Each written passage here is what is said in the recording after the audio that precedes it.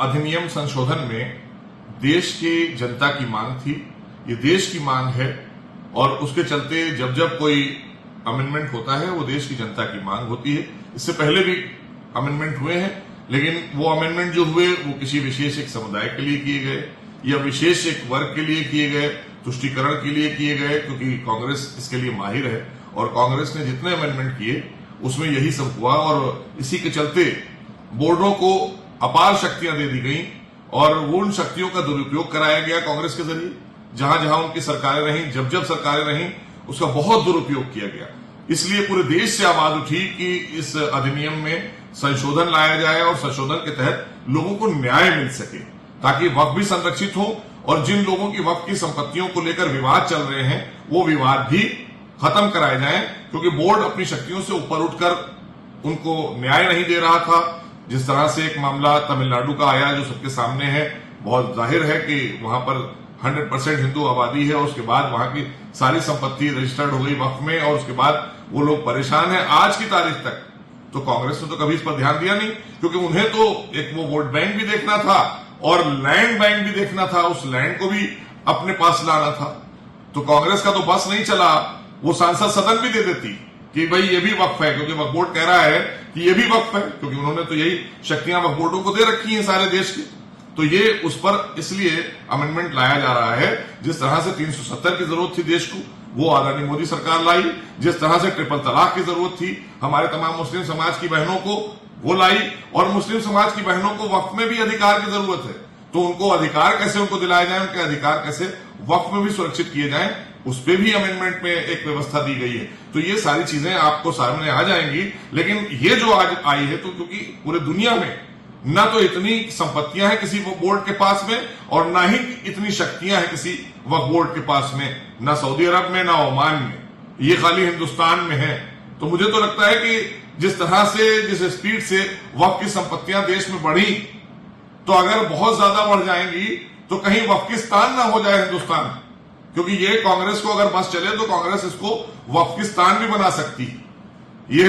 बहुत मुमकिन बात थी, लेकिन अच्छा हुआ कि देश के लोगों ने आदरणीय मोदी जी के नेतृत्व में सरकार बनाई और आज लोगों को न्याय मिलने के लिए इस तरह के अमेंडमेंट्स आ रहे हैं। इससे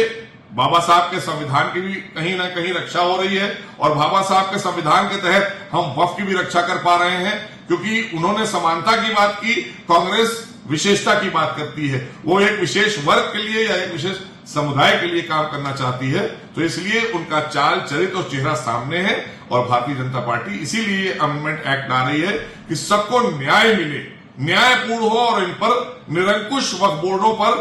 अंकुश लग सके और इन पर एक चेक लग सके। इसलिए ये अमेंडमेंट एक्ट आ रहा है, जिसके तहत अब आपको वक्फ बोर्ड के चक्कर नहीं लगाना पड़ेंगे, आपको शासन से ही न्याय मिल जाएगा। प्रशासनिक अधिकारी उसकी जांच करेंगे, आपकी सारी प्रॉपर्टियों का सत्यापन होगा, आपके मुकदमों को फिर से देखा जाएगा, उनका रिव्यू होगा, वो सरकार करेगी। इस तरह की व्यवस्था इसमें दी जा रही है कि सबको न्याय मिले और दबे कुचले पिछड़े मुसलमानों के लिए जो वक्फ किए गए थे उसमें उनको उनका अधिकार मिले, उनके लिए वेलफेयर हो, न कि मस्जिदें तोड़कर वहां व्यावसायिक संस्थान बनाए जाएं। वक्फ बोर्ड की तो मंशा साफ है कि पैसा कैसे भी कमाओ, चाहे अल्लाह का घर तोड़कर कमाओ, मस्जिद गिराकर कमाओ, मार्केट बनाकर कमाओ, हमें पैसा दो, हमें जहां देना है, जिन्होंने हमें यहां बैठाला है उनको पहुंचाएं। तो ये तो सीधी सीधी सी बात है कि उनकी मंशा साफ दर्शाती है कि अगर आप उठाकर देखें तो प्रदेश के अंदर हजारों मस्जिदें तोड़कर व्यवसायिक मार्केट बनाए गए हैं और ऊपर स्लैब डालकर मस्जिदें बना दी गई, नीचे मार्केट बना दिए गए। तो इस पर तो कोई बोलना नहीं चाहता, इस पर कोई विरोध नहीं करेगा, क्योंकि इस पर विरोध करेंगे तो उन्हीं की दुकान बंद हो जाएगी। ये वो लोग हैं जिन्होंने वक्फ की संपत्ति पर कब्जा जमा कर रखा हुआ है, चाहे वो असदुद्दीन ओवैसी साहब हो, चाहे और तमाम धर्मगुरु हो या तमाम मुस्लिम नेता हो समाजवादी पार्टी कांग्रेस के, इन सब ने वक्फ की संपत्ति पर कब्जा जमा कर रखा हुआ है। उस कब्जे को इनसे छुड़ाया जाए और वो वापस ली जाए और वापस लेकर उसका वेलफेयर किया जाए, ताकि दबे कुचले पिछड़े मुसलमान जिनके लिए हम काम कर रहे हैं, जिन गरीबों को मकान दे रहे हैं, तमाम गरीब मुस्लिम समाज को मकान मिले, तमाम लोगों को रोजगार मिले, जो बेरोजगार हैं उनके लिए उससे रोजगार सृजित किए जाए और तमाम माताओं बहनों को उससे मदद की जाए, तमाम बीमारों को मदद की जाए, जिसलिए वो चैरिटी किए गए हैं। ये खाली धर्म का नाम लेते हैं, उसमें एक पार्ट है धार्मिक प्रोग्रामों के लिए कि उसमें चैरिटी है, लेकिन ज्यादा पार्ट जो रखा गया है वो मुस्लिम दबे कुचले पिछड़े मुसलमानों के वेलफेयर के लिए, उनके उत्थान के लिए, उनकी चैरिटी के लिए रखा गया था, जो चैरिटी ताकतवर मुसलमानों ने, ताकतवर नेताओं ने अपने कब्जे में कर रखी है। इसलिए अमेंडमेंट की जरूरत थी और इसीलिए देश की जनता की मांग पर सरकारी अमेंडमेंट लेकर आ रही है। अगर आप ये वीडियो YouTube पर देख रहे हैं तो हमारे चैनल को सब्सक्राइब करें और बेल आइकन को दबाना ना भूलें। अगर आप Facebook पर ये वीडियो देख रहे हैं तो हमारे पेज को लाइक करें।